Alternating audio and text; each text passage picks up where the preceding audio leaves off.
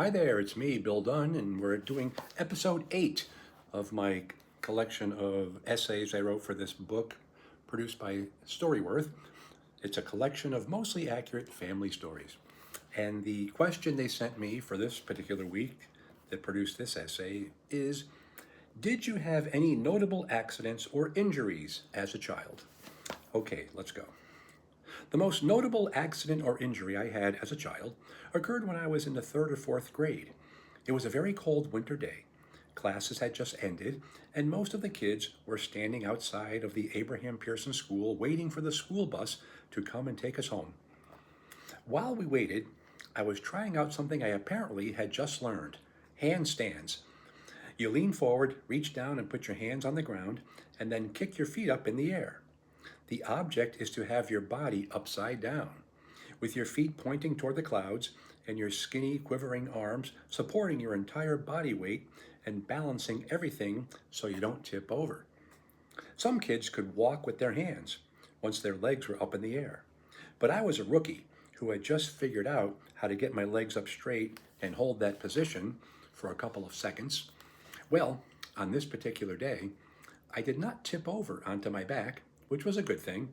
Instead, my right arm gave way due to a lack of muscles. My straight arm suddenly bent at the elbow under the weight of my body, which caused my right shoulder to slam into the ground. I guess my right arm wasn't as strong as my left arm. On this particular day, the ground was frozen, and the force of hitting the ground caused my right clavicle, my collarbone, to snap like a dry stick. All these years later, I don't remember a lot of the details, but I do remember that it hurt like hell. Also, I was in a panic, having never broken a bone or experienced that kind of pain before. I assumed I started crying and yelling, and the teacher who was on bus duty knew right away that something was very wrong. With a broken clavicle, my shoulder and arm were hanging much farther down than normal. So they brought me into the school, probably to the school nurse's office. I'd missed the bus, so they had to call my mom at home. Back then, we only had one car, which my dad drove to New Haven for his work each day. I guess my mom must have borrowed a car from a neighbor or had the neighbor drive her to my school.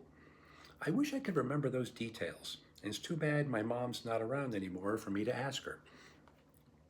I ended up at Dr. Hertzberg's office on Waterside Lane in Clinton, not too far from the school. The doctor did something interesting, which we all assumed at the time was standard medical procedure. But now I'm not so sure. He got 2 pieces of wood, each about 2 inches by 1 inch thick in size and about 18 inches long. He used a couple of screws to connect the 2 pieces together in the shape of a T.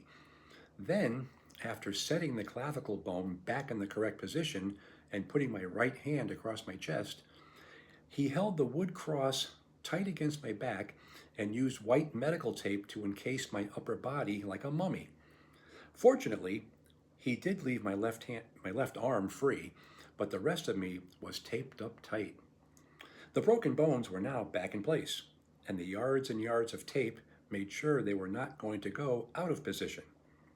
He gave us the name and the address of a medical office in Guilford, 2 towns away, and told us to go there the next morning for x-rays. We went home, and I still have no idea who drove or whether a neighbor was involved, and I tried to do normal things like eat, sleep, go to the bathroom. None of those activities came very easily with 3/4 of my upper body in mummy mode. The next day, we drove to Guilford, and the doctors there removed all the tape. I don't remember if it hurt when the tape was removed, but I can't imagine that it was particularly pleasant. I'm glad I don't remember. They took x-rays and thankfully used a sling for my right arm and cloth straps around my shoulders and back to immobilize the clavicle. To this day, I can vividly remember that tight white tape that I was encased in for 18 or 20 hours had caused my right pinky to become completely numb, and it took literally months to get full feeling back in that finger. For a long time, I thought that my right pinky would be numb for the rest of my life. I have no idea how long it took for the broken bone to heal. I do remember vaguely that I missed at least a week or two of school, which was the first time I had ever missed any classroom time. My brother Timmy brought home papers and other assignments from my teacher. I do remember either not understanding what was on the sheets or not wanting to concentrate on them, so I did not do a single bit of homework. Nice. There's an old black and white photograph of my siblings and me sitting on the couch. The picture was taken during that time I was recovering from the broken collarbone, and my face is noticeably rounder than any other photo from my youth. Hanging around the house watching TV for a couple of months, rather than running around in the backyard as usual, caused me to gain weight. A little sneak preview of what was going to happen when I hit middle age. I can't remember how long I had to wear those cloth straps and that sling, nor how long it took for me to be fully healed. There was not one particular day where it was declared that I was officially recovered. I must have phased into normal behavior slowly over the course of 2 or 3 months. It's a blessing that I cannot think of any other accident or injury during my childhood that even comes close to that broken clavicle. I'm very lucky, considering that we constantly ran around the backyard and neighborhood playing all kinds of games: football, baseball, basketball, ice hockey, climbing trees, catching frogs, etc.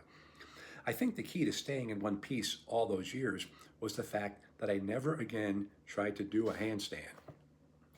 Okay, so that's the episode for this week, episode 8, and thank you for your attention. Take care.